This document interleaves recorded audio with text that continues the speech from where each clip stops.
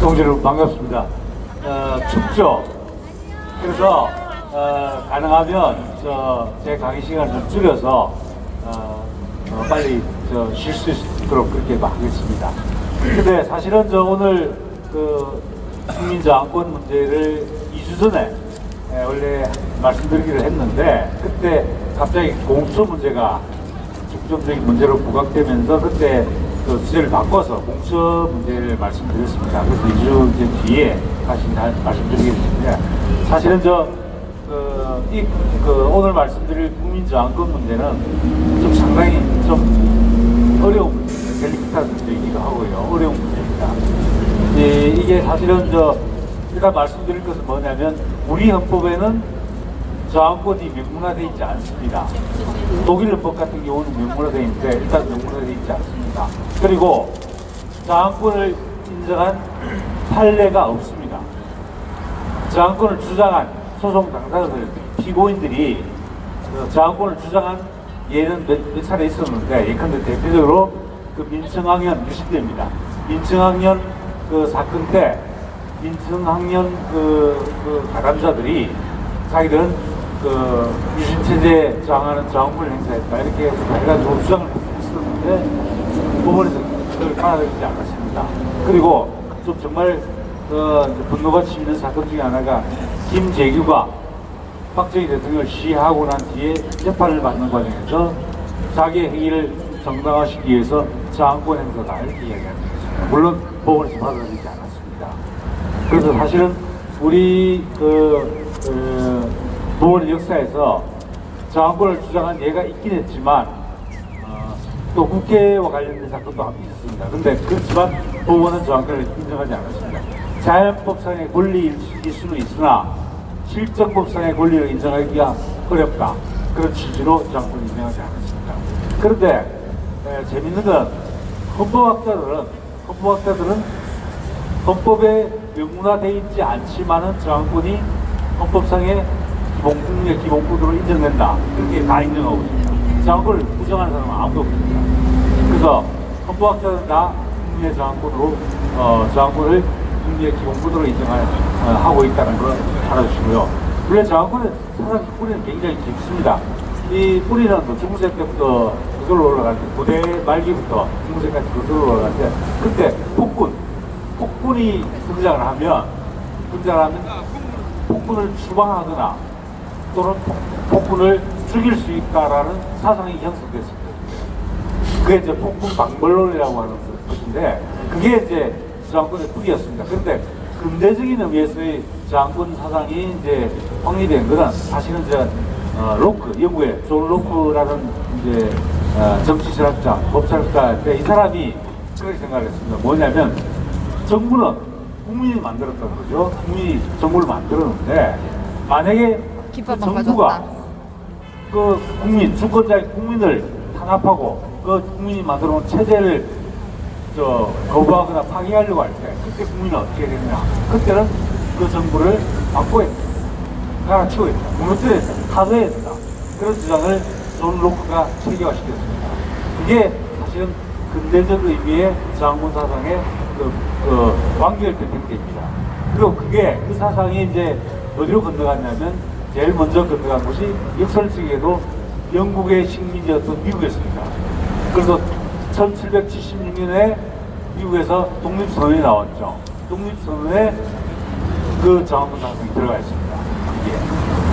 바로 영국, 식민지 공국이었던 영국이 식민지 13개조를 그렇게 강압할 때, 그때 저항하는 독립선언에서 바로 저항권 행사다, 이렇게 해가지고 그걸 독립선언에 문서화시켰고요.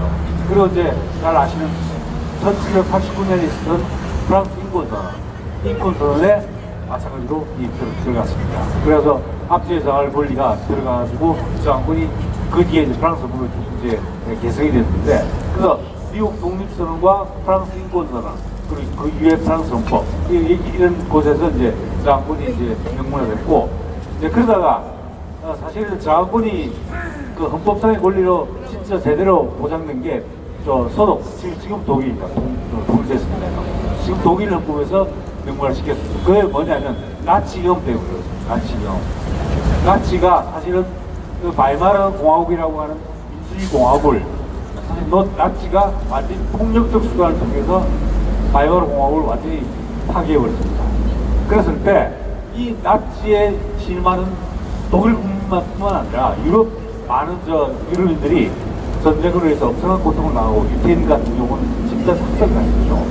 이건 바로 그 바이마르 공화국의 민주적인 헌법 질서 이걸 완전히 부정했다 이렇게 본 겁니다. 그리고 이제 결국 나중에 그 국민의 저항권으로 히틀러가 무너진 게 아니고 자아 대전을 통해서 무너졌죠. 그래서 사실 저항권의 활동이었다라고 표현할 수 없지만 나중에 이제 수도 기본법을 만들 때 나중에 저항권을 영문화시키자. 나치 같은 정권 그리고 또 공산주의 정권 이런 정권이 들어서서 국민주권주의를 부정하고 우리 자유민주주의 시장경제와 같은 헌법 질서를 부정하고 파기할 때 그때 국민이 가만히 있어야 되겠냐? 그럴 수 없다. 그래서 헌법에 명문화시켰습니다. 그래서 독일 헌법은 지금 현재 저항권이 헌법상의 권리로 규정되어 있습니다. 근데 아까 말씀드렸다시피 우리 헌법에는 명문 규정은 없지만은 37조 1항에 이 규정이 있습니다.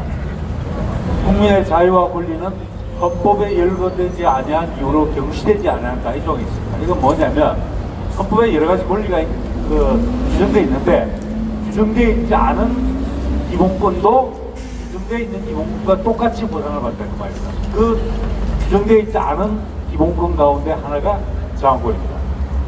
그래서 이건 모든 헌법들이 다 인정하고 있고 다만 법원에서는 그걸 아직 적용한 판례가 없다라는 거 말씀드리고요.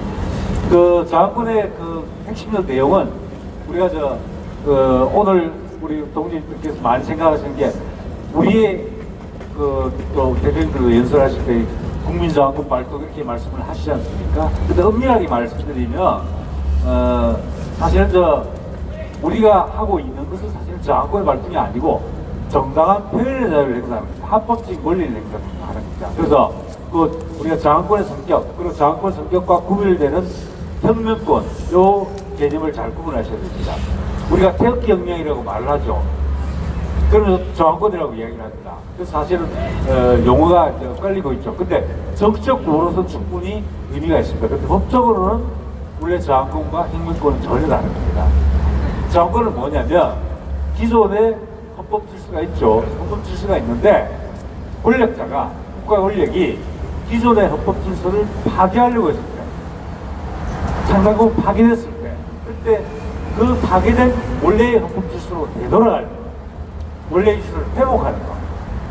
근데 우리 식으로 말하면 자유민주주의 시장경제 질서를 파괴하는 좌파 세력들이 있을 때 그 좌파 세력들에 대해서 폭력적으로 저항해서 원래의 자유민주주의와 시장경제 질서를 회복하는 것. 그게 저항입니다. 그게 저항권입니다.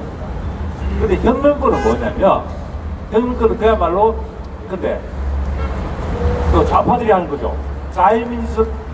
자유민주주의와 시장경제 질서를 파괴하고 그게 민주주의, 사회주의, 계획경제 이런 것을 도입하려고 하는 것이 혁명입니다. 법학적으로는 그렇습니다. 헌법적으로는 그렇게 이야기합니다. 기존의 헌법 질서를 무너뜨리고 새로운 헌법 질서를 수립하려고 하는 것이 혁명입니다. 그리고 저항은 뭐냐면 기존의 헌법 질서가 국가 권력에서 파괴됐을 때 그 파괴된 헌법 질서를 회복하는 것. 그게 저항입니다. 그래서 헌법학에서는 저항권과 혁명권을 엄격하게 구분합니다. 저항권은 그래서 구분한 중요한 이유는 뭐냐면 저항권은 어떤 간에 기존의 헌법 질서를 회복하려고 하는 것이기 때문에 그걸 처벌할 수가 원래 없는 겁니다. 처벌할 수가 없다고 보는 겁니다. 그런데 혁명은 다르죠. 그건 기존 질서를 헌법 질서를 뒤엎으려는 거기 때문에 그건 기본적으로 반역입니다. 반역. 우리식으로 막 내란죄입니다. 내란죄. 그래서 기본적으로 혁명권의 경우에는 혁명권을 주장하는 학자도 있긴 합니다만 혁명권의 경우는 성공하면 진짜 혁명이 이루어지게 되는 거고 실패하면 그 말을 반역자죠. 그렇게 되는 겁니다. 그럼 저항권은 뭐냐면 기존에 만약에 저항이 실패하는 경우에는 물론 처벌을 받게 됩니다. 처벌을 받게 될 가능성이 독재 권력에 의해서 그 헌법 질서가 파괴되는 데 대해서 우리가 저항을 해가지고, 근데 그 저항이 실패로 돌아가가지고 그 권력자에서 독재 권력에서 우리가 그 처벌을 받게 되는 상황이 생길 때 우리가 주장할 수 있는 것은 우리는 저항권의 행사였다라고 주장할 수 있는 겁니다. 근데 성공하면 물론 우리 당연히 그 저항 운동의 그 영웅으로서 우리가 부상을 할 수 있겠죠. 처벌을 안 받겠죠. 근데 만약에 실패했을 경우에는 처벌받을 가능성이 있습니다. 그런데 원래 저항권의 의미는 뭐냐면 실패했을 때, 저항운동이 실패했을 때 우리의 행위가 범죄로서 처벌받지 않을 수 있는 근거가 바로 저항권입니다. 그래서 실제로 저항권과 혁명권이 사실 성격이 굉장히 다른데, 근데 실패한 경우에 비극적 어떤 결과, 저항을 했을 때 실패하거나 혁명을 했을 때 실패한 경우, 그 비극적 결과가 비슷한 측면이 있기 때문에 사실 이걸 잘 구분하기가 사실 어려운 측면이 있습니다. 근데 법적으로는 완전히 구분됩니다. 그 목적 자체가 다릅니다. 그 점에서 이제 그 차이를 좀 이해하시고요. 그다음에 저항권의 전반적인 우리가 언제 저항권을 행사할 수 있는가 하는 문제가 중요한 문제죠. 과연 예컨대 이런 상황이죠. 지금 상황에서 우리가 외치고 있는 구호들이 저항권의 행사에 해당하는가? 이런 문제가 사실 우리 동지 여러분께서 가지는 궁금증일 겁니다. 근데 저항권은 일단 첫째 몇 가지 중요한 요소만을 말씀드리겠습니다. 저항권의 출발점은 저항권을 행사할 수 있는 주체는 국민 개개인입니다. 개개인이고요. 그리고 또 국민 개개인의 모인 단체, 결사, 정당 또 저항권의 행사 주체가 될 수 있습니다. 그리고 우리가 각자가 그리고 또 국민들이 모인 결사체, 일반 결사체뿐만 아니라 정당까지도 저항권의 행사 주체가 될 것입니다. 그 저항권의 상대방은 누구냐? 누구에 대해서 저항권 행사하냐? 물론 헌법 질서를 파괴하는 국가 권력에 대해서 상대방은 국가 권력입니다. 독재 권력입니다. 헌법 질서를 파괴하는 독재 권력, 이게 대상입니다. 자, 그리고 언제 행사할 수 있냐 하는 문제죠. 근데 이 요건이 사실은 까다롭습니다. 첫 번째 저항권을 행사할 수 있기 위해서는 헌법 질서에 대한 중대하고 명백한 침해가 있어야 됩니다. 중대하고 명백한 침해가 있어야 됩니다. 이게 어려운 건데요. 근데 국가 권력이, 독재 권력이 헌법 규정 한두 개를 위반한다. 그것은 중대하고 명백한 침해라고 보지 않습니다.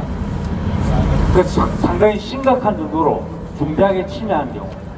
네, 그래서 가령 예를 들면 이런 경우가 있을 수 있습니다. 근데 만약에 독재 권력이 우리 공화당 같은 그 자유민주주의와 시장경제를 수호하기 위해서 그 투쟁하는 정당에 대해서 완전히 정당 활동을 전면적으로 금지시키고, 그리고 우리가 근데 고발을 하고 소송을 제기하고 해도 그 사법부가 전혀 기능을 못 해주는 경우, 수사기관이나 재판기관이 전혀 기능을 못할 때, 그런 경우에는 어떻게 말하면 헌법 질서에 중대한 침해가 있다고 볼 수 있습니다.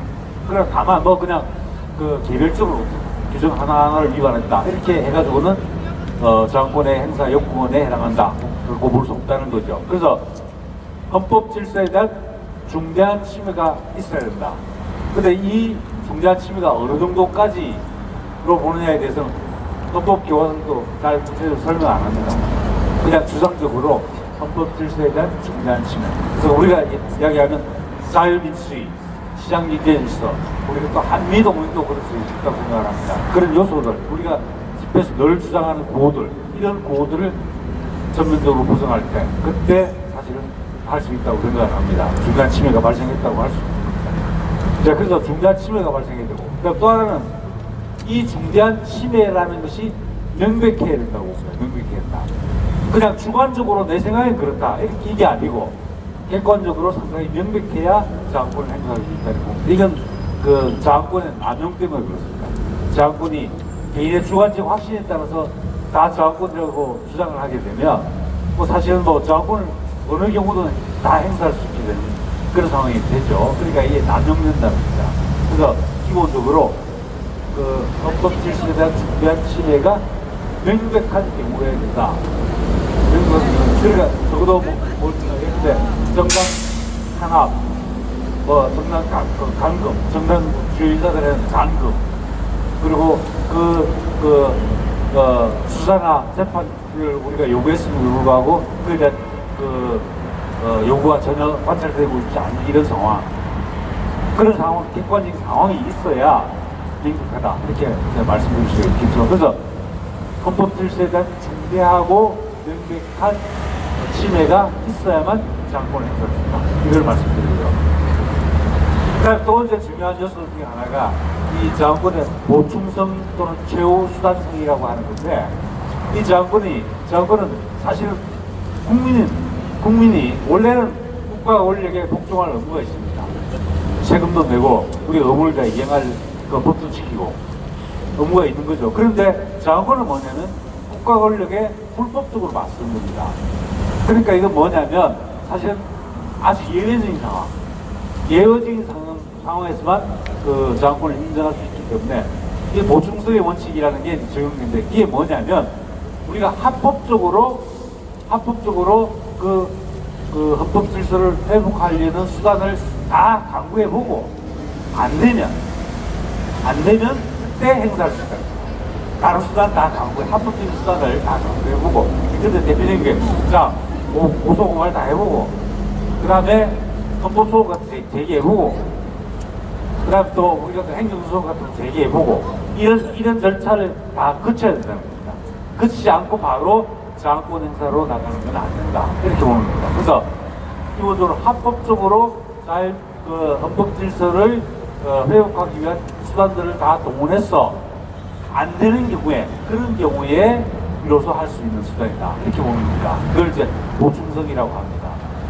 또 그건 뭐하고 연결되어 있냐면, 따라서 실제로 헌법 질서를 회복할 수 있는 방법은 여러 가지 수단이 있는데, 헌법소원이나 위헌문제 심판이나 뭐 재판이나 여러 가지가 있는데, 우리 저항권 행사라고 하는 것은 합법적인 수단을 다 해서도 안 될 경우에 마지막으로 동원할 수 있는 수단이다. 이렇게 봅니다. 그래서 그걸 최후 수단성이라고 해요. 합법적인 수단을 먼저 거쳐야 된다 하는 게 보충성이거든요. 그 다음에 그래서 마지막으로 동원할 수 있는 수단이 저항권이다 이렇게 보기 때문에 보충성과 최후 수단성을 갖는 정말 예외적으로 인정되는 권리다 이렇게 말씀드립니다. 그래서 이 점이 사실은 우리가 판단하기가 굉장히 어렵습니다. 실제로 헌법 질서에 대한 중대하고 명백한 침해가 언제 있느냐, 그것도 판단하기가 굉장히 어렵죠. 그리고 또 그게 최후 수단이냐, 또 충분히 다른 합법적 수단을 다 거쳤냐, 이걸 판단하기도 굉장히 어렵습니다. 그래서 실제로 요건을 판단하는 것 자체는 우리가 미리 이게 장권의 요건에 해당한다 안 한다 이렇게 판단하는 것은 경우에 따라서 굉장히 어려울 수 있습니다. 그런데 문제는 뭐냐면 이겁니다. 나중에 이제 장 활동이 다 종료되고 난 뒤에 재판을 받거나 하는 상황이 생기죠. 그때 법원에서 이걸 장권으로 인정하기 위해서는 그걸 따지는 겁니다. 자, 헌법 질서에 대한 중대하고 명백한 침해가 있었느냐, 그리고 다른 합법적 수단을 다 동원해 봤느냐, 그리고 이 장권 행사가 마지막 수단이어야 된다.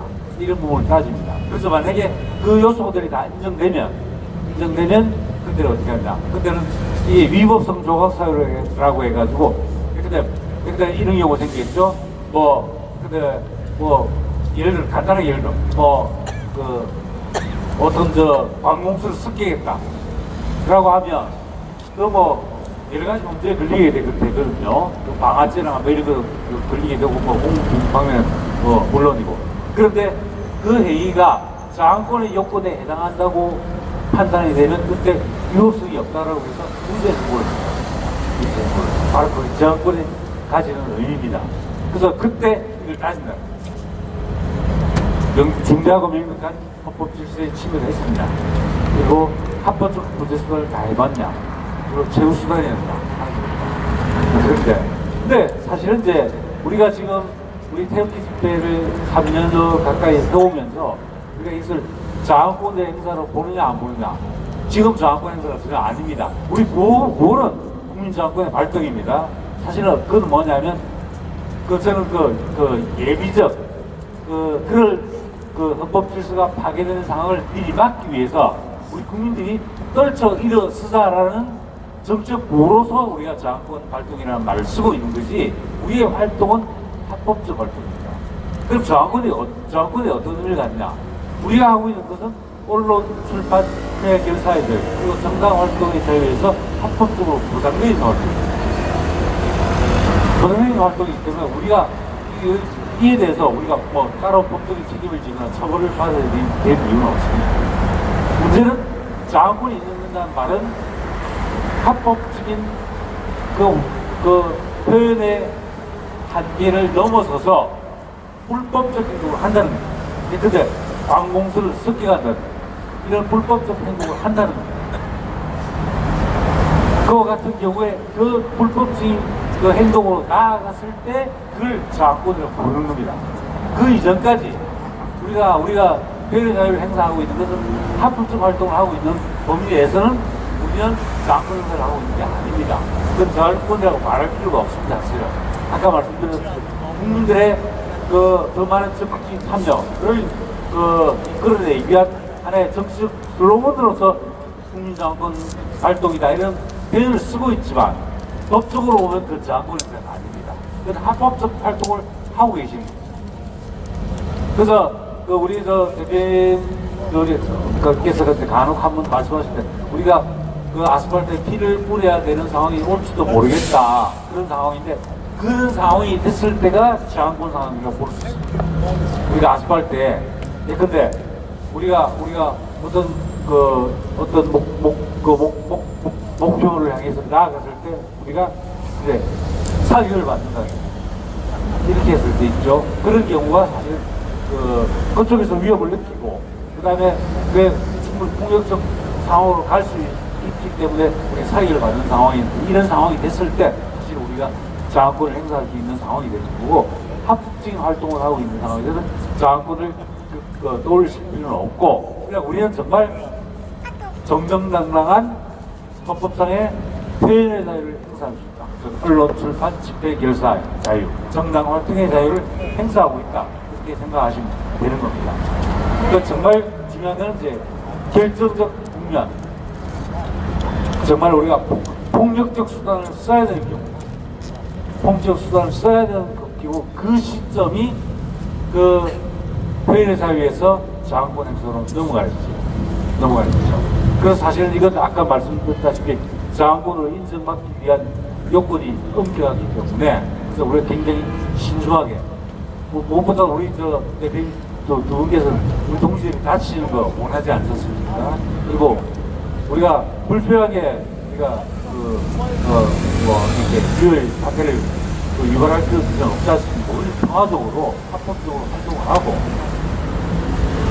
정말 도대체 이제 더 이상 저항하지 않고 가만히 있다가는 대한민국의 자유민주 질서가 무너지게 있구나 하는 시점, 그 시점에 아마 그런 저항권 행사를 해야 되는 상황이 오게 될 것 같습니다.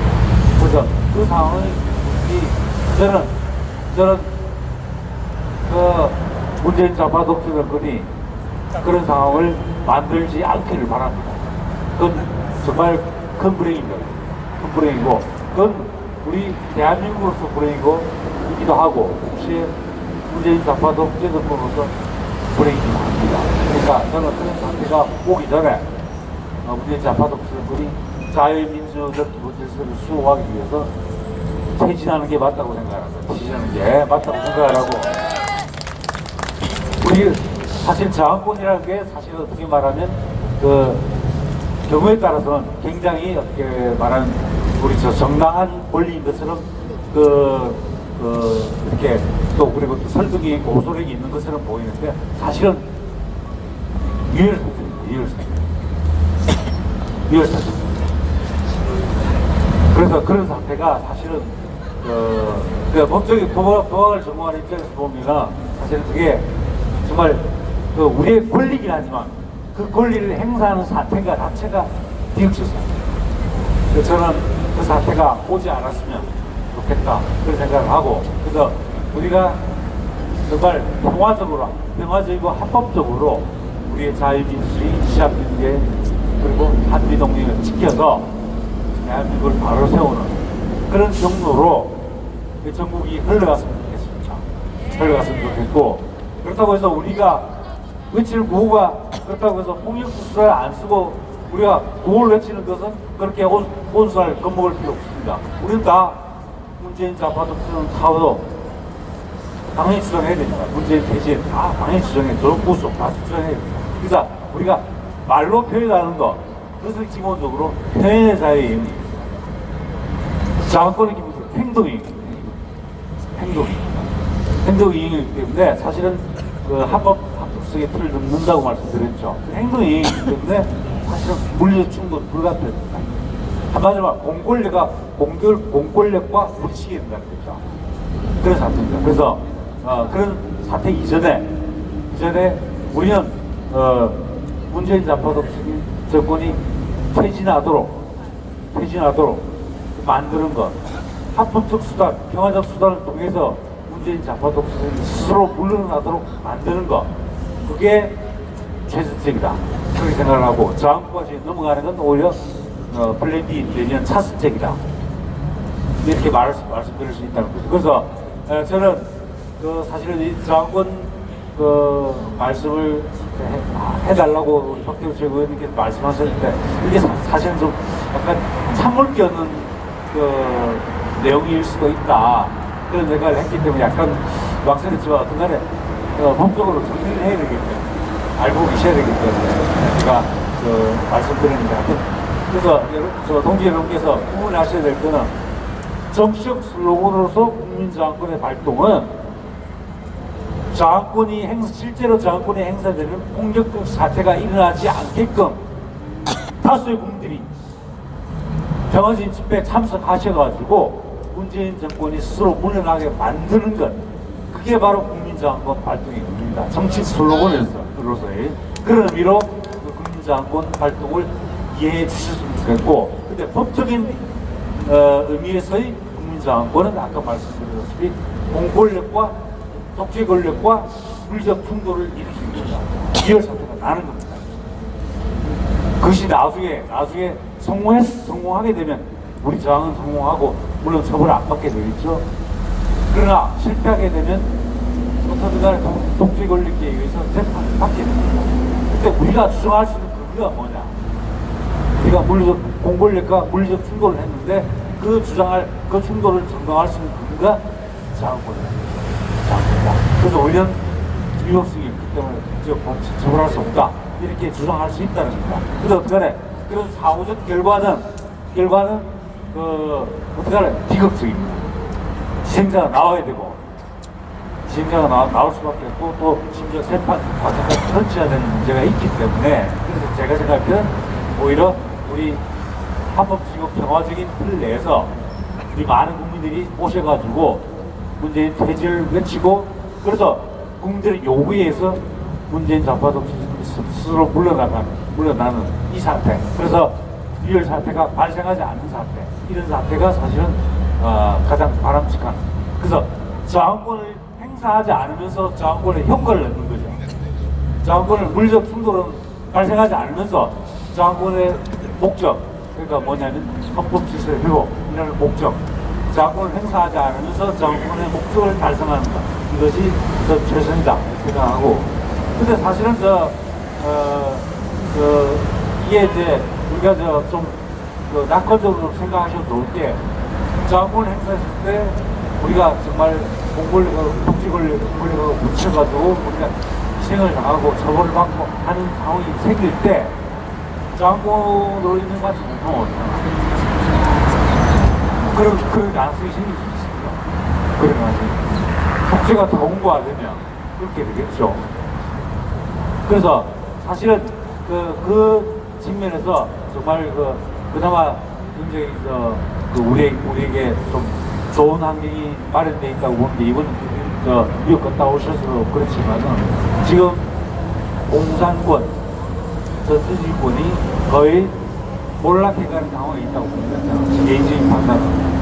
몰락해서 갈 상황이 있다고 보고, 그 다음에 그 얼마 전에 기억을 하시겠지만 미국에서 한국 정부라는 말을 쓰지 않고 문 정부라는 말을 썼죠. 그래서 그런 말을 썼지 않습니까? 또 이번에 우리 최고위 교수 갔다 오시거든요. 미국 쪽에서는 확고하게 대한민국과 문재인 정권을 구분해서 인식하고 있다라는 거죠. 그건 바로 뭘 이야기하냐면 문재인 정권이 독재 정권으로서 국민과 기술을 탄압하는 정권일 수 있다.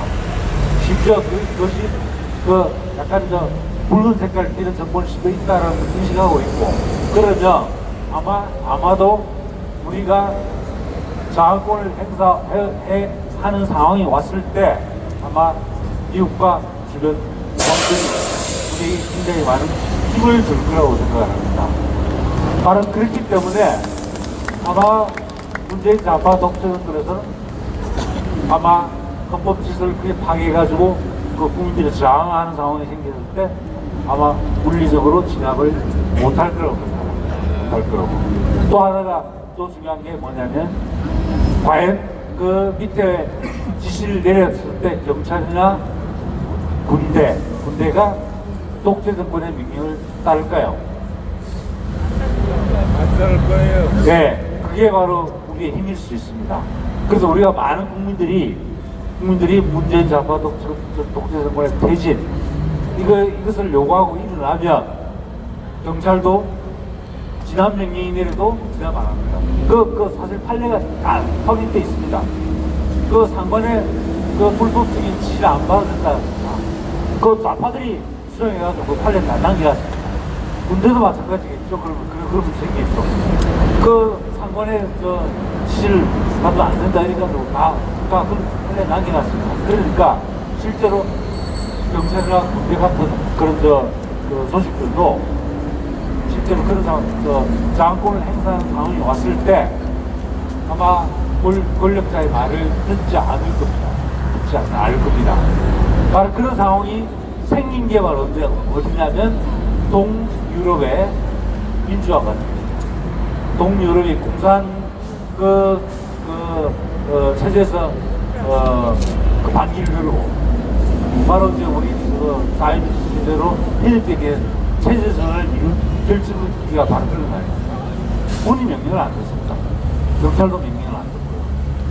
그리고 심지어 이제 루마니아 차우셰스쿠 같은 경우는 독재가 완전히 절대 독재자로 군림하다가 도망치려고 하다가 국민들이 헬기 이끌면서 잡아 죽였습니다. 길거리에 전치를 해놨습니다. 그래서 아마 아시는 분 아시겠지만 루마니아의 차우셰스쿠가 당하는 걸 보고 제일 충격을 받은 사람이 김정일이랍니다. 김일성 김정일인데 왜 그러냐면 차우셰스쿠하고 김일성하고 굉장히 친했습니다. 자주 교류도 하고 그랬어요. 고소공포증 때문에 유럽 잘 못 가죠. 기차 타고 가고 그랬습니다. 그런데 꼭 만나고 그랬습니다. 그런데 그 최후의 순간에 차우셰스쿠가 북한식으로 말하면 인민들 손에 죽음을 당하는 걸 보고 김일성, 김정일이가 굉장히 고마움을 했습니다. 보고 그래서 이제 사실은 국민들의 저력을 알기 때문에 독재자들이 함부로 사실 못 나서죠. 근데 물론 예외적인 베네수엘라 사태가 있긴 합니다만, 그래서 저는 전반적인 상황 자체가 이제는 우리가 장악권을 현실적으로 행사하기 직전 단계까지 몰아갈 필요는 있습니다. 독재정권을, 좌파 독재정권을 몰아갈 필요는 있지만 장악권을 행사하지 않아도 되는 상황, 그래도 헌법 질서가 회복되는 상황, 그런 상황으로 전 가이라고 약하다고 국제정세가 바로 그런 분위기를 만들어주고 있다, 그렇게 생각을 하고, 그리고 우리 광화문 관계에서 우리가 성격이 다른 여러 텍스트가 만들어지고 있지만 중요한 건 그렇습니다. 일단 성격을 가지고 문재인이가 겁먹고 안 먹고 차이는 있지만은 어떡하네, 탱기가 그런 확장성을 가진다는 것에 대해서 문재인 정권이 굉장히 두려움을 가지더라고요. 두려움을. 우리가 그 구체적인 성격을 따지지 않더라도 자체가 굉장히 두려움이거든요. 그래서 우리가 그런 상황을 만들어가면 우리가 그 저항권을 행사해야 되는 그런 극한적 상황까지 오지 않고도 우리 헌법 질서를 회복할 수 있다. 그래서 너무 제가 제목을 낙관적이라고 생각하실 수도 있지만 제가 그래서 서술이 좀 낙관적이에요. 낙관적이어서 동지여러분들 한 번도 다치지 않고 헌법 질서가 회복되는 그날이 저는 올 거라고 생각합니다. 감사합니다. 감사합니다.